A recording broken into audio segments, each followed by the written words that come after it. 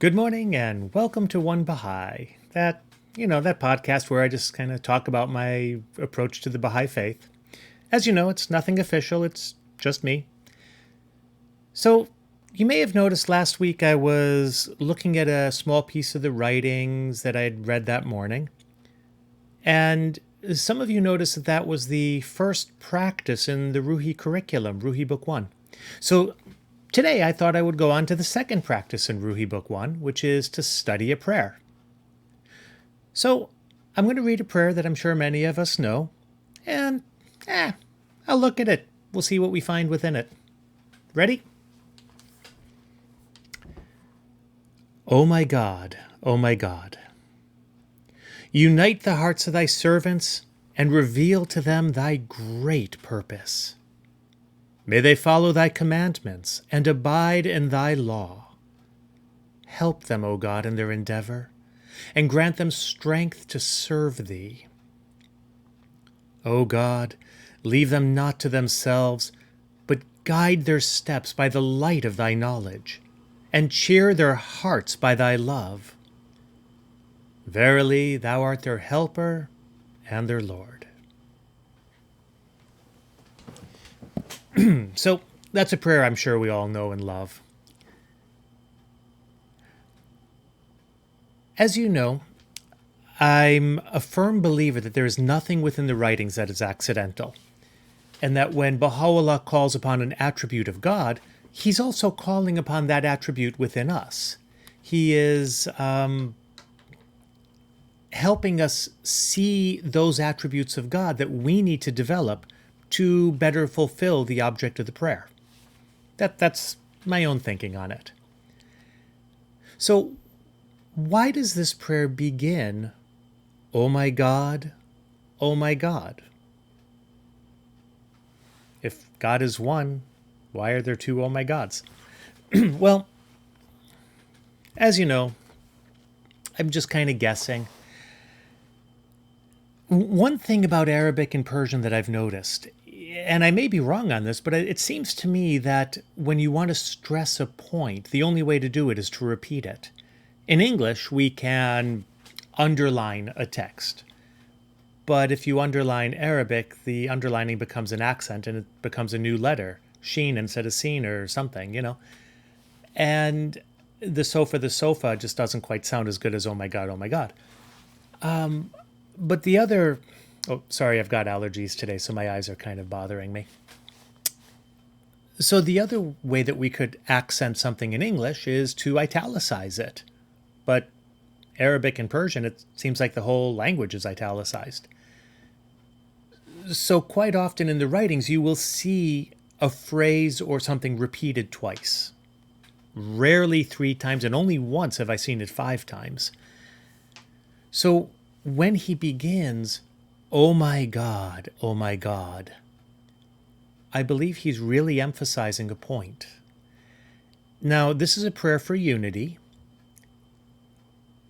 And it seems to me that he is calling upon the duality, the you and the me. Oh my God, you are a noble creation of God. Oh my God, so am I. By calling on two, it seems to me that he is calling, he is reminding us of that attribute within you and within me, so that we can see that unity. Not identicalness, but unity. Unity implies diversity. Oh my God, unite the hearts of thy servants. Everything in the writings begins with the heart. It's all about the heart. Even that first hidden word, possess a pure, kindly, and radiant heart, that thine may be a sovereignty ancient, imperishable, and everlasting. Unite the hearts. That also reminds me of consultation. When you're consulting, you're coming from these different perspectives, but you come together in an understanding of the truth. Which leads us to the next phrase, reveal to them thy great purpose. What better way to understand God's purpose for humanity, for us, for all of us, than through consultation? And as we consult and begin to get a glimpse of God's great purpose, then we can move towards it. May they follow thy commandments and abide in thy law. Well, to me, consultation should always be based on the writings. Consultation, as you know, is a search for truth. It's not a debate or a compromise. It's where we're all trying to come to a better understanding of truth. And through that, we get a better understanding of the commandments and the law. But it's not easy. Abide in thy law. I mean, follow thy commandments. Okay, well, we have to understand what the commandments are in order to follow them, and we will encounter tests. Abide in thy law.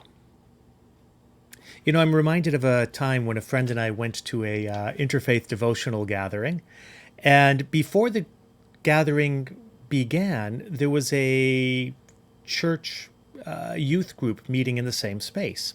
It was at a university.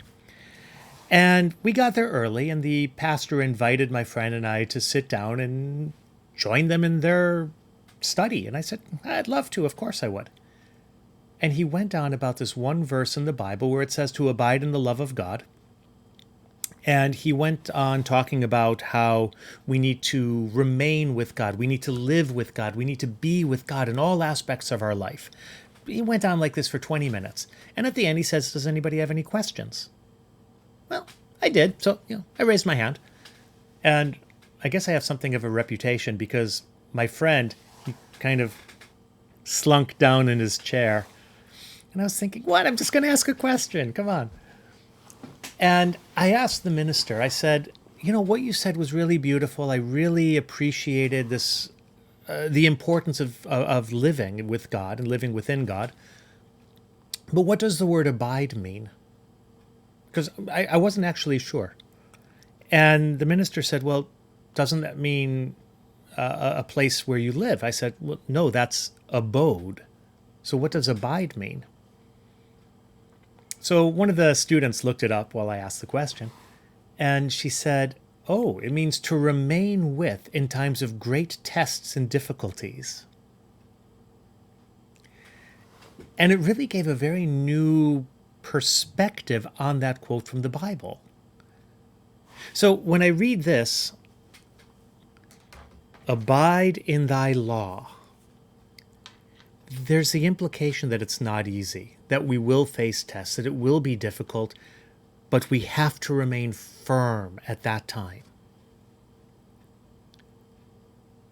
Which leads us to the very next phrase. Help them, O God, in their endeavor.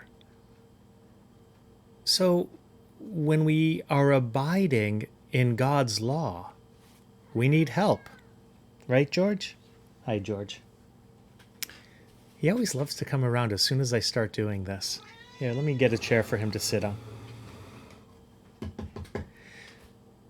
So we're asking for God's help, especially when things are going difficult. When things get difficult, that's when we need to rely on God. And what do we need? Grant them strength to serve thee. You see, it's not just strength for the purpose of strength, it's strength for the purpose of serving God. O God, leave them not to themselves, but guide their steps by the light of thy knowledge. So we run into difficulties. We ask God for help. He gives us the strength. And he doesn't just leave us to ourselves to try to serve him as we want, but he guides our steps by the light of his knowledge. You see, this is, to me, one of the beautiful things about the Universal House of Justice. I don't have a particularly good vision for where the world is going. I don't really know what needs to be done. But the Universal House of Justice has this great vision of the next few steps we need to take. And so they've given us these marvelous plans the current 5-year plan being one of them, in which we are to focus our activities on devotional gatherings and strengthen the spiritual nature of our community, children's classes, junior youth groups, and the Training Institute, the 3 activities of education. That's what we need. And through those, we build these greater strengths, these greater bonds of unity. We understand how to work with each other to this great purpose. Guide their steps by the light of thy knowledge. That's what I feel the Universal House of Justice is doing. They are answering that line of the prayer for us. I feel like they have helped guide my steps. And cheer their hearts by thy love. Well, it began with a heart and it ends with a heart. And it's not just uniting the hearts now it's cheering the hearts. Once we know what we're doing, once we're taking those steps, how can you be anything but cheerful? Filled with joy. That to me is so beautiful. As we walk through this prayer, united, getting a glimpse of God's purpose, following his commandments, striving to be obedient to his law, begging for God's help, asking for the strength to do what needs to be done, being guided by God's love, how can we feel anything but cheerful? Oh, verily, thou art their helper and their Lord. And not only is God our helper, but we also help each other. God may be the capital H helper. Well, when you make comments, when you offer your suggestions to me, you are a small h helper for me. And I thank you for that. And God is also their Lord. You are also noble. Over and over again, we have to remind ourselves of that and remind each other of that. We have to acknowledge and remind each other of our nobility and of your nobility. So that's just a little look at a single prayer. Thank you for spending the time with me this morning. Hope it was helpful. And I look forward to hearing any comments, any thoughts you may have on that prayer. And please do comment if you have any suggestions of other prayers that we can look at. I would love to read them. What is your favorite prayer? And don't forget, hit the like button. Evidently, it does make a difference. And thank you again for all your comments. We'll see you tomorrow.